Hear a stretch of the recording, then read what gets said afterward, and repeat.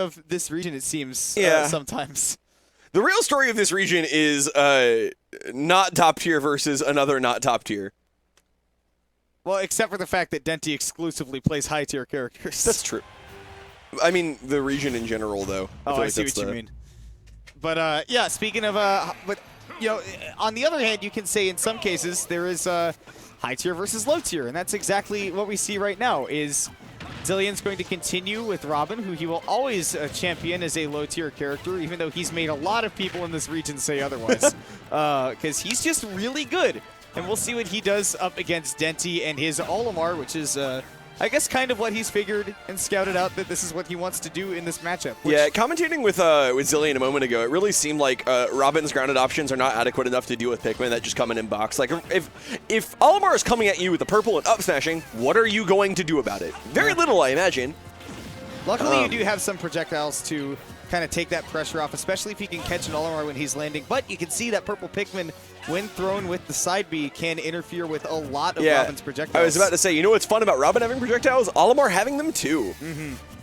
Yeah, and that yellow Pikmin can especially be a huge pain if it's latched onto Xillion and he's got that Levin sword ready. I remember seeing, I think it was Army versus Athena at Low Tier City 7, where that was very apparent. Army just farmed for yellow Pikmin and just threw them at the Robin to make sure that they would not be taken off. And right now, though, Denti is the one that has to make the comeback. He's sitting at kill percents for a hefty Levin sword aerial. So, Olimar question, do Pikmin pummel while you are pummeling? So if you're being grabbed or thrown, are Pikmin going to continue to pummel for extra damage? Because he had a purple on him there. Pretty sure. Interesting. Yeah, no, I mean, Pikmin I don't think stop unless you're invincible, and then they're not stopping. They're just not getting through. Sure, but that makes sense. Denti's not getting through that ledge trap. It's hard for any character to get around the Robin ledge traps in Xillion, and he definitely knows how to execute. 50% coming in this next stock. Really, really loving his application of Thoron in these situations, mostly just because if Olimar's going to have a good ground game and box with you, don't give him the opportunity to get close. Just throw a big, long, lightning bolt at someone, and then just wait for them to die. Yeah. Ooh, get taken off by that forwarder, or rather the back air, actually.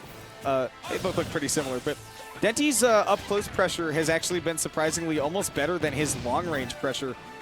You can see that Xillion's not been having too much of an issue dealing with the Pikmin at large. And like you said, Thoron has been really big for him. Which I suppose is actually a real saving grace from... He did soft up tilt to get that off of him, which was real smart. Specifically, ran away, gave up a lot of stage, but he realized he needed to get that yellow Pikmin off. He's just not going to give Denti free %. Yeah, but what I did want to say was I think that the buffs to Robin in this patch, buffing the charge time on the Thunder Tome spells, was really, really huge in this matchup, it feels like, just because Thoron seems very, very powerful against Olimar. I mean, we've seen Xillion use a lot of the Thoron recently, but you got to remember that those other Thunders are certainly a threat, especially that Arc Thunder, which he definitely got that stock with. I also imagine that Thoron very, very excellent at deleting Pikmin. Gosh, so much healing. If that was melee, he would have been dragged under the stage. Which would have been funny. Would have been real funny. Olimar would have made that back. Yeah, it still would have been funny. Yeah. All right, got that arc fire on shield. Xillion's hunting for a second, but that was good DI out by Denti so that he could basically just roll off of that. Kind of like water off a duck's back. Did you see that yellow Pikmin? Yeah. I thought that he was dead. He was just like, I'm about to head out. Xillion wanted that roll in on that Arc Thunder, but Denti didn't give it to him. Maybe he missed his dash input, which seems a little bit more likely to me. Yeah. Tends to happen sometimes. Ooh, Arc Thunder to try to catch him coming off the platform, and then really good anti-air pressure as well, and air-to-air is just as nice. That up air is a phenomenal move. Oh my god. All of Robin's Levin aerials are phenomenal. Robin just has good moves. Robin is held back by being a very, very slow character, but the rest of that character is incredible. You can kind of say the same about Zelda a little bit, too. Yeah, I guess. Some of her moves don't work, though. Most of Robin's moves do work.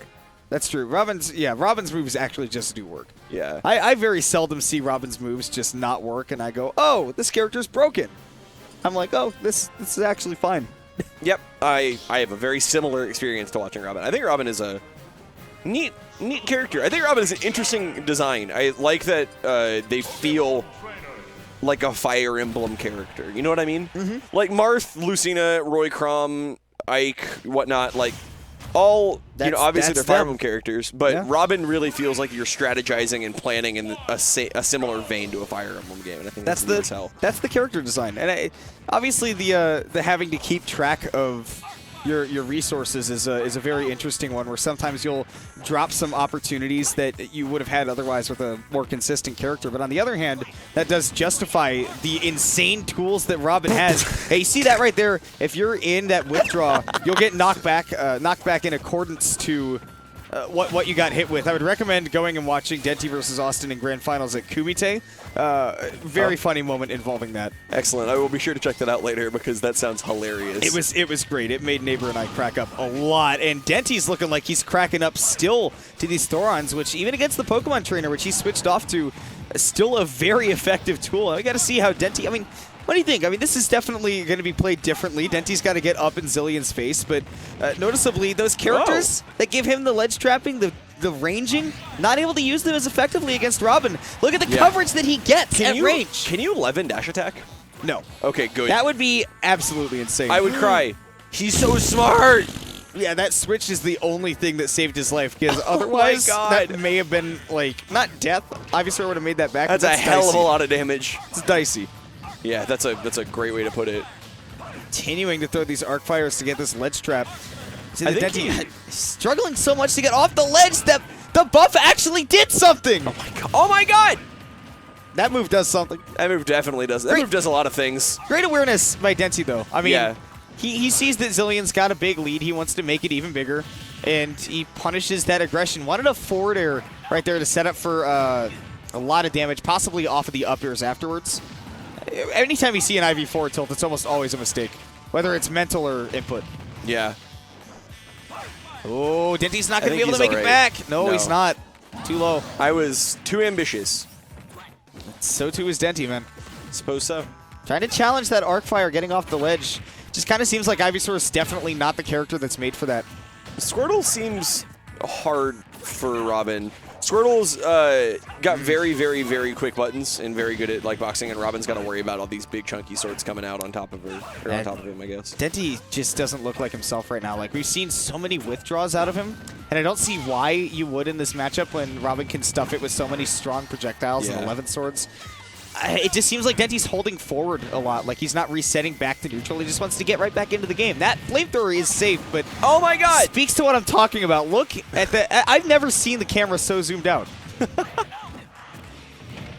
right, Denti, though. What were they chanting? One of the characters, I imagine. There we go. Catching Xillion on the shield with the fly. It's a really good out-of-shield option, just sometimes inconsistent. It is armor on frame 3 or frame 4, I think. Which is very good for obvious reasons. Love having early armor. That's why Chrom and Ike up B out of shield are really great, despite not having like the best frame data, even though they're both pretty good. Yeah. Nice spacing by Denti. See, that time playing very, very close to his chest, but not able to get around. Once again, the ledge trapping that Xillion has with this character. Can we just talk about how excellent Xillion's play has been recently? Like, not just in that set, but recently, I feel like something clicked in him. Right? Yeah. Like, I feel like Xillion just like came into his own, and it's been really, really cool to watch.